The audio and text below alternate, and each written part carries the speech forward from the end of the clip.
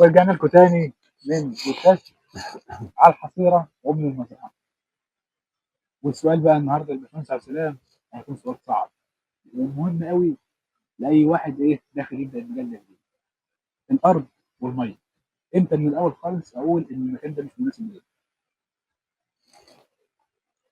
أرض ومية والمكان مش مناسب، ده كلام كويس. إيه نوع الأرض وإيه نوع المية؟ جميل. هي مش المزرعة السمكية مش معناها أرض ومية بس، طب ممكن المية لا تصلح أو الأرض نفسها لا تصلح أو تصلح بس بطريقة تانية. بمعنى يعني أنا خليني مثلا رحت أرض أنا عايز أعمل فيها أحواض أرضية زي مثلا الأحواض دي، اتفاجئت إن الأرض ديت المعدل الصرف وعدم احتفاظها وما تحتفظش بالمية، يبقى أنا هنا الأرض دي هتنفع بالشكل ده؟ لأ، يبقى هتضطرنا الأرض إن أنا لو هاخدها يبقى لازم هعمل عليها إنشاءات بحيث إن هي تحتفظ بالمية، إما إن أنا أبنيها أو إن أنا أعملها أغطيها بمشمع. زي المشاريع اللي بننفذها في الأرض بالظبط الصحراوية في المنيا وخلافه بالظبط. في الفرافرة بتاعت يبقى أنا هنا مش مجرد الأرض موجودة، برضه تشوف الأرض برضه هتحتفظ بالمية ولا لأ، هتحتاج على مني إنشاءات تانية ولا لأ، خاصة ولا لأ، وهكذا. حاجة تانية كمان في الأرض الخفيفة أصلا اللي هي هعمل فيها جسور. لو أراضي طينية ممكن الجسور تبقى صغيرة شوية، لو أراضي خفيفة قوي بضطر إن أنا أعمل جسور واسعة قوي، فهنا تاخد مني برضه مساحة لازم أعمل حسابها عشان عملية النحر في الجسور. حاجة تانية كمان نوع المية، نوع المية نفسها، هل المية دي تحليل المية دي بيقول إنها كويسة ولا لأ؟ نسبة الملوحة فيها قد إيه؟ تنفع للسمكة اللي نوع السمك اللي أنا هربيه ولا لأ؟ لأن فيه مية ممكن تبقى درجة ملوحتها مثلا عالية ما تنفعش للسمكة أنا ناوي أربيها، يبقى لأ، لو هربي يبقى أنا هختار لها نوع سمكة تاني يتناسب مع نسبة الملوحة بتاعتها. هل المية دي فيها عناصر تقيلة ولا لأ؟ لو فيها عناصر تقيلة بقى هنا بقى في مشكلة، هتنفع المية دي ولا ما تنفعش خالص، تنفع أو ما تنفعش. يبقى أنا هنا دلوقتي الموضوع مش مية بس، لا، عشان كده دخل أنا كمستثمر أنا اخترت الموقع، بس ما اقولش فيه امين ينفع ولا لا لما جيت فني كويس يقول لي المكان ده ينفع ولا لا. الفني هيعمل لك تحليل للميه، نعمل تحليل للتربه ونشوف الارض دي. برضه من ضمن الحاجات طبعا التحليلات دي مهمه طبعا، ده الراي الحاسم في لا الموضوع ده 100% ده الراي الحاسم ان انا هعمل مزرعه ولا لا. حاجه ثانيه برضه مكان الارض اللي انا بختارها مثلا هل هي قريبه من الطرق ولا هي محذوفه كده وهضطر اخش لها في مدقات بقى وبتاع والكلام ده، ما هو كل ده هيتعبني بعد كده. هل الارض دي قريبه مثلا من المفرخات والزراعه تبقى سهله انها توصل لها ولا لا؟ هل الارض اللي تحت دي لما تنتج سمك هعرف اطلع منها السمك ولا لا، ولا هعمل ايه؟ الارض دي قريبه من مصدر ري ولا لا؟ مصدر قريب منها ولا لا؟ ده رقم واحد. قريبه من مصرف عمومي او فرع من المصرف ولا لا؟ من حصر ميتي فين؟ انا رحت ارض مره لقيت الارض دي ما فيش جنب منها اصلا مكان للصرف خالص، والارض كانت جديده لسه شارينها، ملهاش مكان للصرف، عشان يصرف هيصرف عند جيرانه وجيرانه هيصرفوا عند جيرانهم، فبقت مشكله كبيره وعملوا مشاكل مع بعض والارض اتباعت ما نفعتش لمجرد ما فيش مكان للصرف. بس انت عارف ساعات بتتحل بس بيبقى فيها تكاليف شويه، يعني انا في مشروع رحت قبل كده يعني المشكله ان مصدر الري بعيد، مصدر الري ولا مصدر الصرف؟ لا الري. اه فمد مواسير بطول 150 متر لحد الحوض. اه هو مكلف بس يعني نوعا ما يعني حتى لو بعيد شويه بس في اراضي بقى ملهاش حل اللي هي بعيده قوي. بص، لو انا هعمل مواسير زي ما انت ما قلت كده مثلا مكان هيبقى عليها كلفه، تاكد ان مردودها هيبقى برضه موجود، ما هي برضه هتلاقي الارض ارخص شويه بالظبط، بحيث ان هي من بعدها عن الري خلاني عشان هكلف وعلى الارض يبقى الارض برضه مناسبه سعرها بحيث ان انا برضه تتناسب مع التكاليف اللي انا هعملها دي، برضه لازم احسب دي واحسب دي. ما هو مالك الارض برضه بيبقى شغال عارف طبعا بالظبط، فاهم ان ارضه تسوى كام، بعدها عن الري خلاها لها سعر، لكن اللي على الري على طول دي سعر تاني، فانت برضه اللي على الصرف برضه لها سعر وهكذا.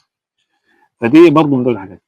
حاجه تانية كمان، تكون الارض قريبه من الطرق، طرق كويسه، المعبده الكويسه، تكون مصدر طاقه موجود. ان انا هحط مثلا بدلات واعمل استزراع مكثف او الكلام ده، ومحتاج طاقه. هشغل موتور للري، بس موتور كهرباء برضه محتاج طاقه. يبقى هل الطاقه موجوده ولا لا؟ هل انا قدرت ان انا اقدر اجيب مولدات واشغلها ولا لا؟ في يعني لازم كل نقطه الحاجات دي لازم اكون حاططها في حسابي. الموضوع مش بس ارض وميه. في نقطه في الكهرباء بس انا حابب انوه عنها. نعم. لو هتشتغل مكثف لازم الكهرباء يشترك فيها كلمتين: مستقره ومستمره، مظبوط، وبالذات لو مستدامه، هتشتغل مكثف. طاقه مستدامه لازم تكون موجوده، وطاقه مستدامه.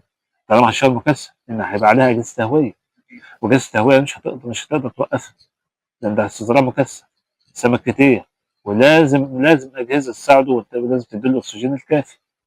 عارف المشكله يا هندسه ان في اراضي كتير مثلا في الصحراء هو عامل طاقه شمسيه بس ما فيش مثلا مصدر طاقه ولا بطاريات تشغل البدال. اه فيقول لك وتيجي تروح المشروع تلاقيه منزل لك كميه سمك اكبر بكتير جدا من اللي هو بيقدر يشيلها، تبقى مش عارف تعمل معاه ايه. اه يا اما تخف السمك ده ويخسر جزء من فلوسه، يا اما ان هو يجيب بطاريات وبرضه ده هيبقى مكلف.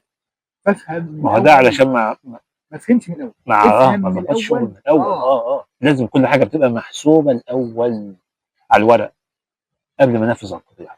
لازم تعمل دراسه جدوى. مهندس او اي حد هيجي يعمل لك مؤسسه في المكان يعمل لك دراسه جدوى، خطه تشغيل، يعني خطه تشغيليه للمشروع بالكامل من اول يوم لحد اخر يوم قبل ما تحط اول جنيه. مظبوط. حتى لو الموضوع ده هيبقى مكلف، يعني اللي هيعمل لك الدراسه ويعمل لك خطه تشغيل هيكلفك شويه، بس ايه يعني تكلفه كام الف مقابل ان انا العشرات الالوف او مئات الالوف الثانيه مش هخسر فيها حاجه.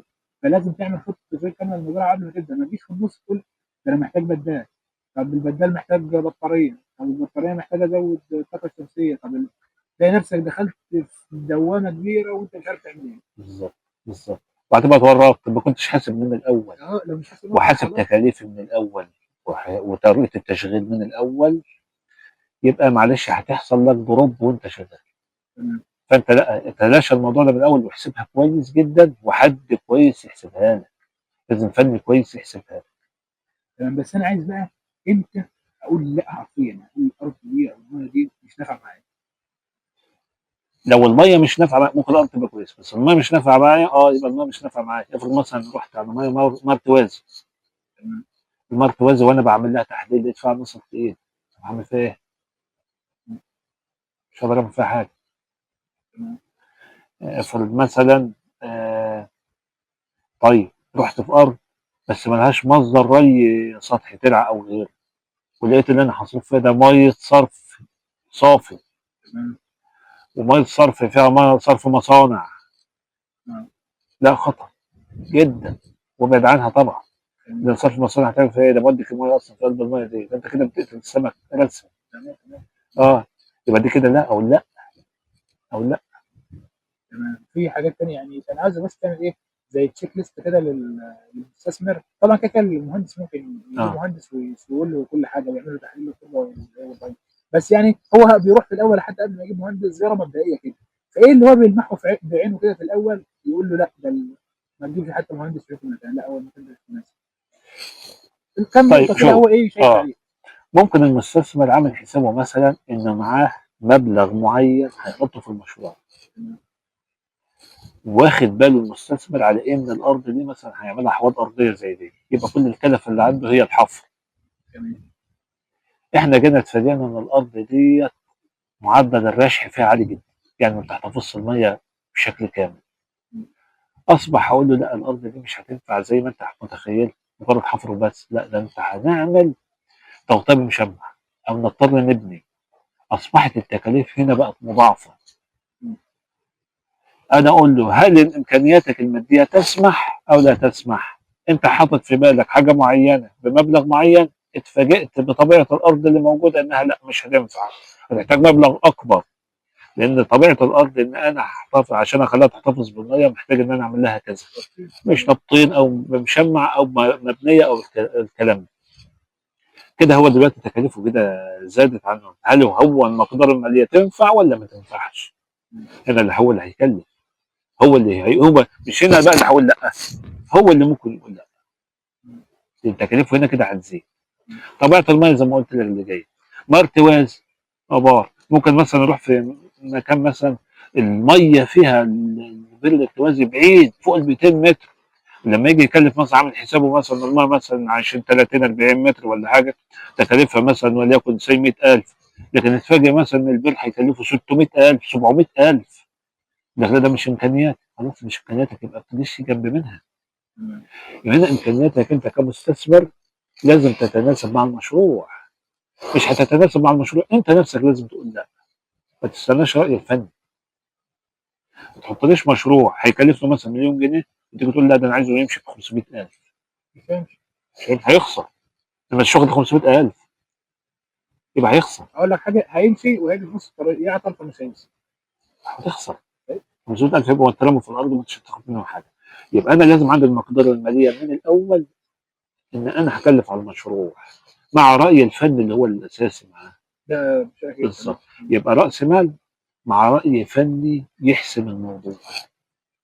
انحسم فنيا لازم يحسب ماليا، وانحسب ماليا لازم يحسب فنيا. جميل. لازم فدي توازي لا الفني والمالي لازم مع بعض. مكملين لبعض. 100%. تمام. عشان يعني برضه ممكن ننهي الحلقه دي عشان ما تكونش طويله بالنسبه للمشاهدين. دي بس جزئيه كنا حابين نتكلم فيها عشان ايه، اي حد داخل على ارض جديده او ناوي يدخل مشروع لازم يشوف لسه الحاجات دي كلها. آه، باذن الله استنونا في الحلقات الجايه هيبقى في تفاصيل اكتر وهيبقى في موضوعات اكتر عشان اي حد حابب يدخل